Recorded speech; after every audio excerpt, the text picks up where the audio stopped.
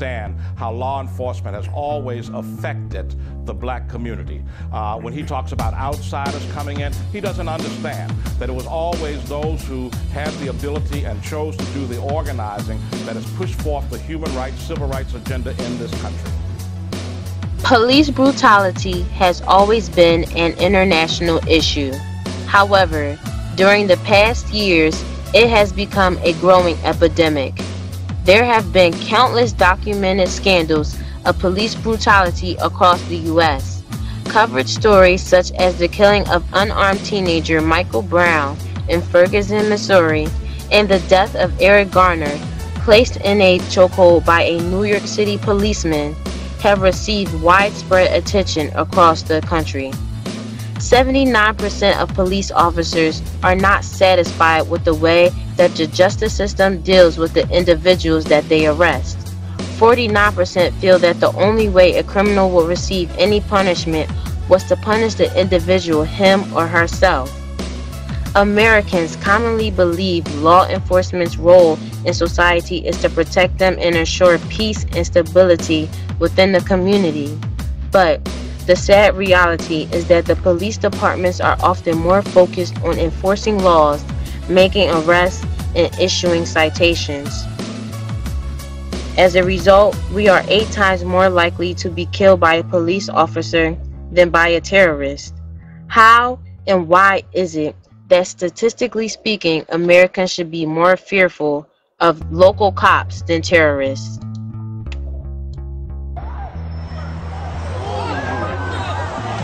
Oh, no. Are you serious? Of force here. So you don't believe? No way you don't believe that a young, let me finish. There is no way that a young man who is unarmed should have 2 shots in his head. But he, right, you're going to be in handcuffs. All right? You either knock it off with the bubble. You touch me with that bubble, you're going into custody. Right? All right, stop. Use your hands, buddy. Where your hand, buddy? I can't breathe.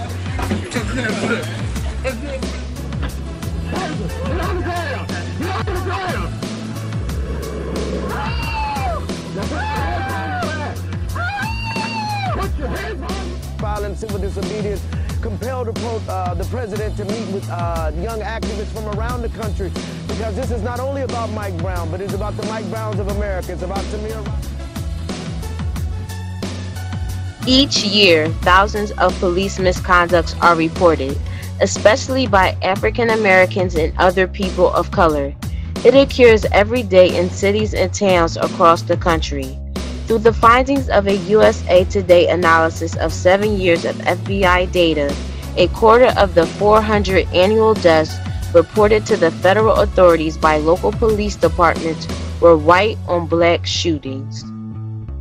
In the court to receive them, they had mutilated faces because they had been beaten to a pulp as an initiation rite for white cops coming on the... White America doesn't really get it. Whites are quicker to accept the storyline laid out by authorities.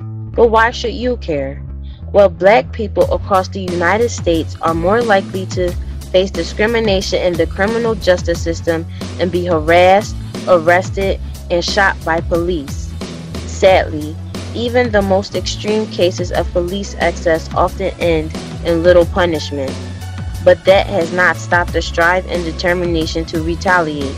Black Lives Matter has become a huge movement, inspiring the entire country to get active, get organized, and fight back. Massive protests and developing campaigns have been displayed and fulfilled throughout the country. That's what, in a sense, many of us are called to do, including me. I'm called to do that. I'm called to protect the interests of my community, wherever that community resides. And I'm not interested in talk, I'm interested in action, and I am absolutely committed as President of the United States to making sure that we have a country in which everybody believes in the core principle that we are equal under the law. You never know who's next, so take a stand.